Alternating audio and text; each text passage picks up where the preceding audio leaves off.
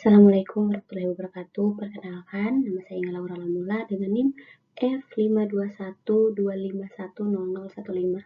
Pada kesempatan kali ini saya akan menjelaskan hasil dari tugas mata kuliah logika diskrit dengan teori himpunan dengan dosen pengampu yaitu Bapak Rivier Azhar, Eskom Mkom. Oke, baik, kita langsung ke soalnya saja. Misalkan A adalah himpunan.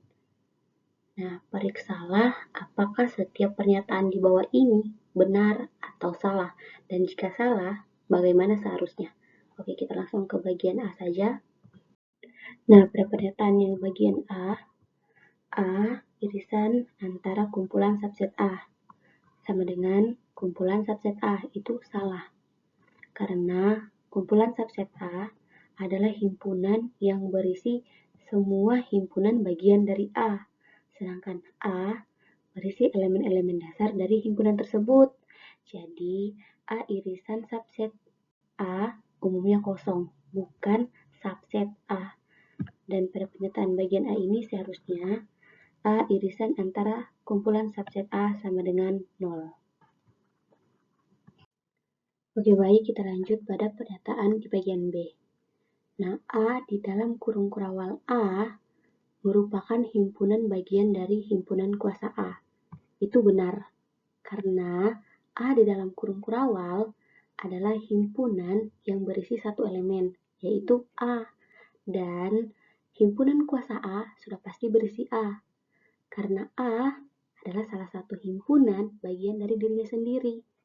Jadi, menambahkan A kurung kurawal ke dalam himpunan kuasa A tidak mengubah isinya. Nah, kesimpulannya benar, karena A sudah ada di dalam himpunan kuasa A ini. Oke, kita lanjut pada bagian pernyataan C. Nah, dalam pernyataan C ini, selisih A dengan kumpulan subset A sama dengan A. Itu benar. Nah, alasannya karena irisan A dengan kumpulan subset A berarti elemen A yang tidak ada di kumpulan subset A. Nah, kumpulan subset A berisi himpunan-himpunan. Sedangkan elemen A biasanya bukan himpunan. Jadi, tidak ada yang terhapus. Jadi di sini hasilnya itu tetap A dan kesimpulannya di sini yaitu benar. Nah, kita lanjut pada pernyataan di bagian D. Nah, pada pernyataan di bagian D ini A di dalam kurung kurawal merupakan kumpulan subset A. Itu pernyataannya salah. Nah, karena A di dalam kurung kurawal adalah himpunan yang berisi A. Jadi, A yang ada di dalam kurung kurawal ini itu adalah himpunan yang berisi A. Nah, A yang di dalam kurung kurawal adalah himpunan bagian dari kumpulan subset A. Hanya, jadi A yang ada di dalam kurung kurawal ini itu akan menjadi bagian dari kumpulan subset A hanya jika A adalah elemen A sendiri. Nah, tetapi di sini itu tidak mungkin.